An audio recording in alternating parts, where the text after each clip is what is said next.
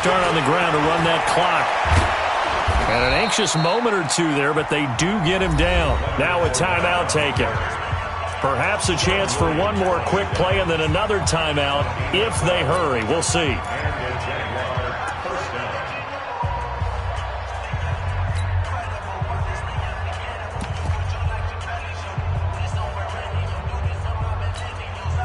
Line of scrimmage, the 37 on 1st and 10.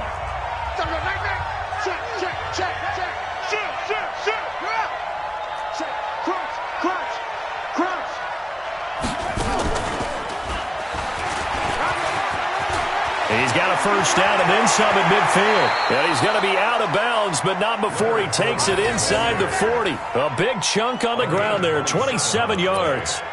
First down, Jacksonville. So with 1 second left in the half, on is the field goal unit. And now we'll get a late timeout as it comes in the waning.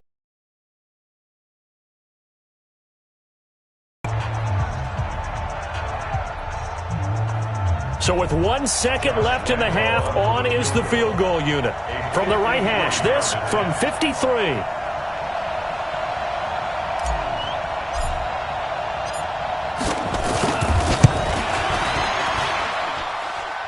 And this one will not get there. It's off to the left anyway. It's no good. So we've reached halftime here with the visiting Jaguars out on top. As we'll send you down to Orlando, and we check in with Jonathan Coachman for our EA Sports Halftime Report. Coach, the Jaguars in possession of the lead, and they will get the football as we are underway in this second half. This will be fielded at the 6. And not a bad return here. He gets it out to the 25-yard line. Let's go. At their own 25-yard line.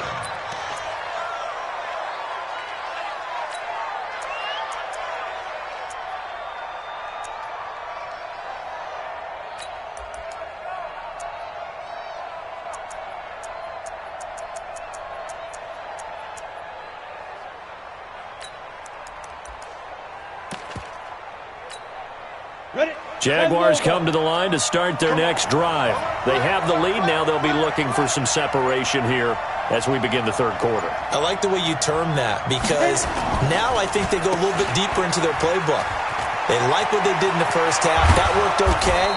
But in order to get the separation that you just talked about, change things up a little bit. Change your tendencies. Try and hit them a little bit more with some things they didn't see in the first half. We'll see if they do just that. So one play, and they're already just shy of midfield. Fournette, a first down carry. And just 1 yard here from the 49 to the 50. This is what happens sometimes when you abandon the running game. It's hard to get back to it because once guys get out of that mentality of firing out and hitting people, hard to get them started again occasionally.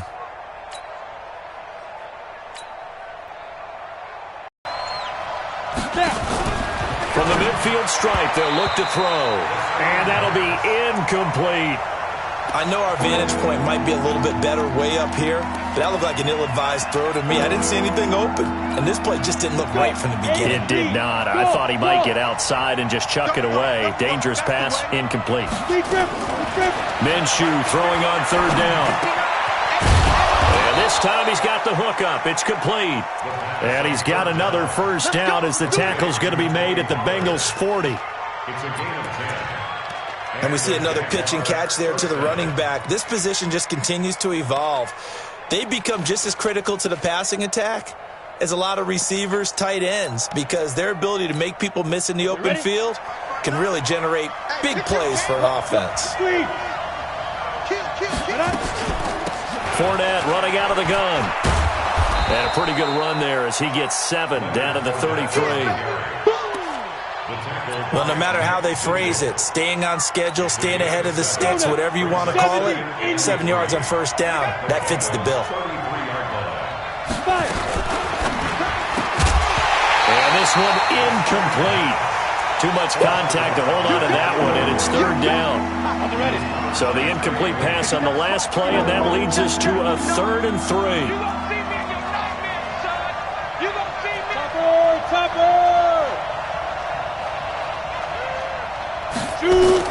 They'll try to throw for it with Minshew. This one complete to the tight end, O'Shaughnessy.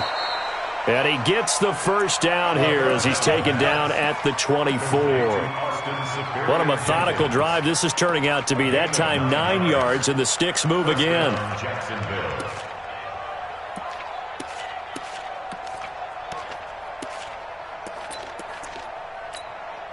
Set. 18 Gator. Check, check. Walk with the four. Walk with the four. I got you. I got you. Mike 5-4. Mike 5-4. Hey, Alpha. Rip left. Rip left. Throwing on first down is Minshew. That is caught inside the 5. And they do get him down, but not before he's able to slip it inside the 5-yard line. At the 4-yard line.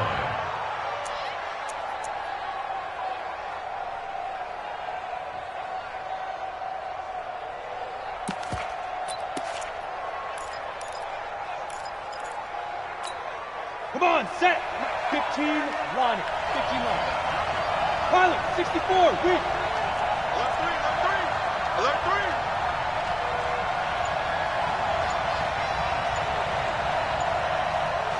Ready, ready. They'll try and run for it on first and goal. And he'll go backwards, losing yardage to the 5. It's a loss of a yard there, and now second down. Anytime you call an inside running play, you just know there should be a lot of congestion there.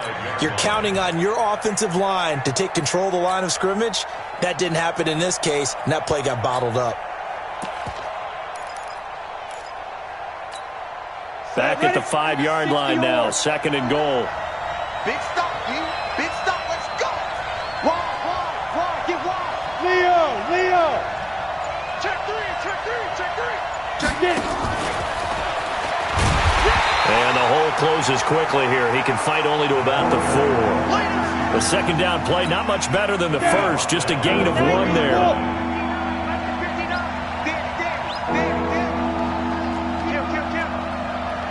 General West. 6 guys. Check 6 guys. Watch twist. Watch the twist. Check go. And he'll take this into the end zone. Touchdown, Jacksonville. From 4 yards out. And the Jaguars are able to widen their lead. A good, sustained drive there in this third quarter, capping it off with a touchdown to give them a nice 2-score advantage. It was actually a fun one to watch, wasn't it? I mean, for me, seeing the mix of what they did, how they moved the ball downfield, very sharp, too. Each and every play seemed to be executed with great dispatch. And that'll carry over the back line of the end zone for a touchback. The Bengals drive about to get going. And their halftime hole now even deeper. And they need a big drive here just to answer the first touchdown of the second half scored against them. They were down at the half. Now, as you mentioned, they're down a little bit bigger. But no time for discouragement. Just got to get back to it, right?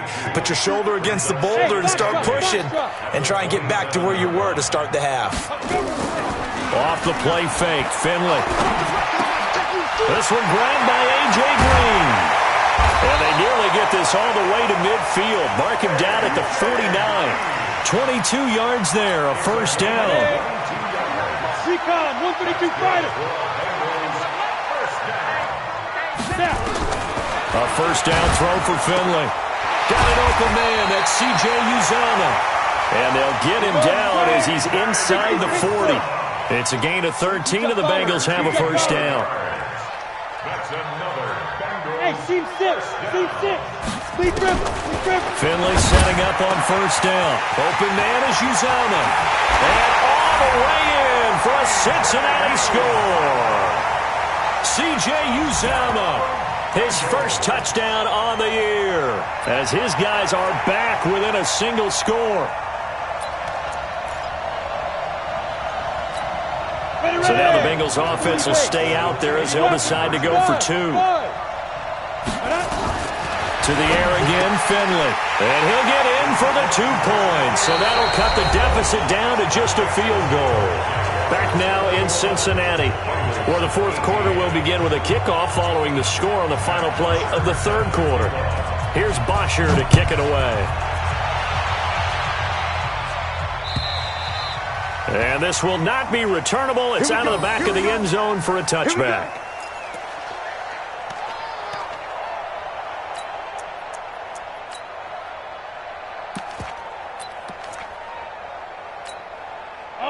Jaguars come to the line to start their next drive, and they will simply, Charles, be looking to duplicate what they did last drive when they were able to push it in for 6. And they hope it'll be that easy, right? To be able to take exactly what happened before, replicate it. They may have to make a few additional changes along the way because I'm sure the defense will make some adjustments, but they've got to have great confidence having scored the last time out. They'll operate from the 32-yard line here, 2nd and 3. Here's Pollard again.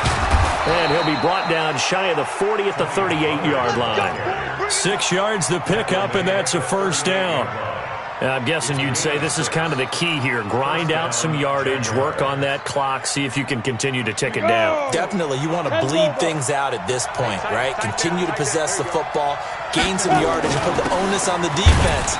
Do they have to use timeouts? What are they going to do to stop you? You're taking charge. Officially no gain on the play, and it's 2nd down. Run blitz there defensively, something we might see more of here in the 4th quarter. I think we'll see a lot of it.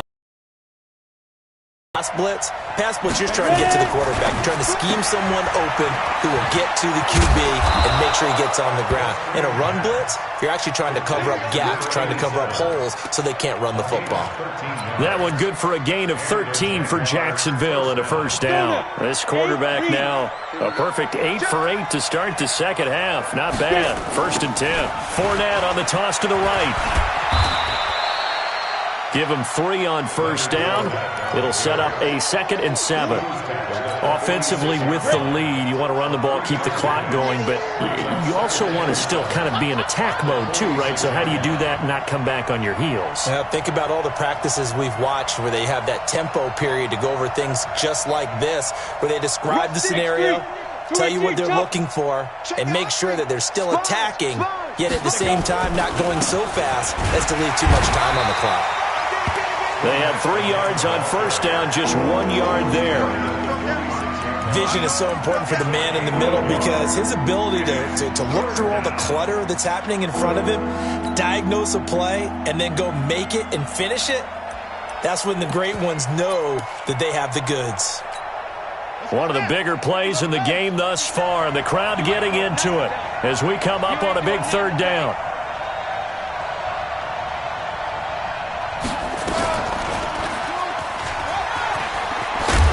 And he will have the first down, but he winds up paying for it pretty good. It's a 9-yard gain, and it keeps the drive moving. How about this offensive line? They're really starting to establish themselves, take over this game. And before the series began, I know exactly what we said in the defensive huddle. Guys, we got to get no less than a 3-and-out. Let's get on. They can't find any traction towards doing that. Right now, they're just getting muscled all over the field and getting pushed down it.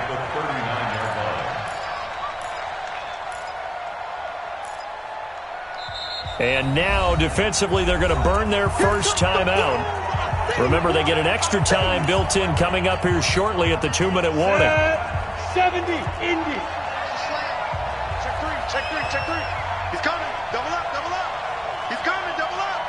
Hey, check 24. Watch 24. Check 99. Check Rocket. Fresno. Now. Watch the safety creep. Hey, switch gears.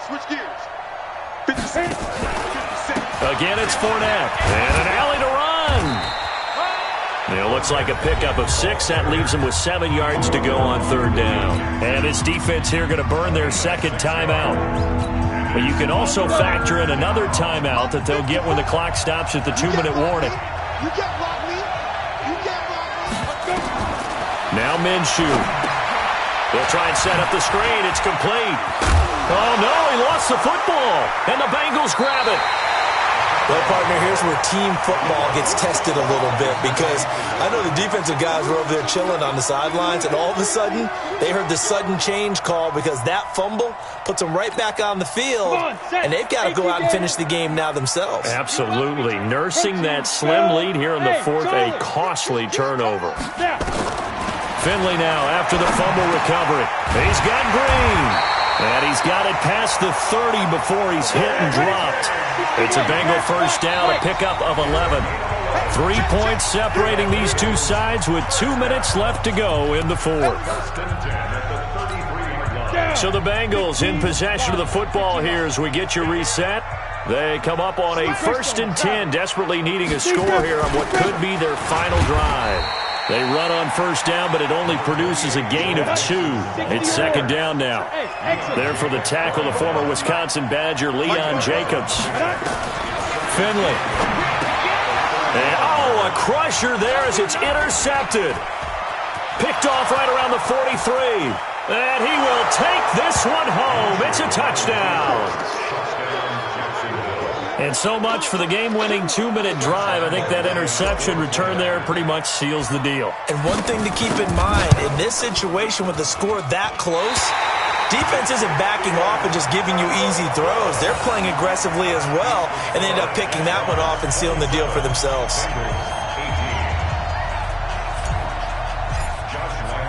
So they throw the pick six. They'll get another shot at it now as this one's in the air. This fielded at the 2. And a nice return sets him up pretty good here at the 30-yard line. Let's go. Take over 1st and 10 at their own 30-yard line.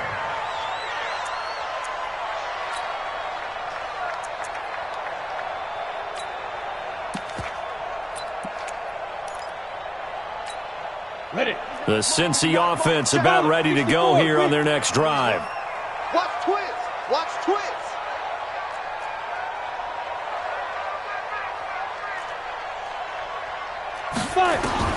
Back to it after the pick six. Finley.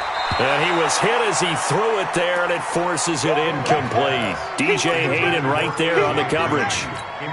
It's always a battle. Who's going to win on 1st down, the offense or the defense? Let's face it, if you've got the ball, 4 yards or more on 1st down is what you're aiming for.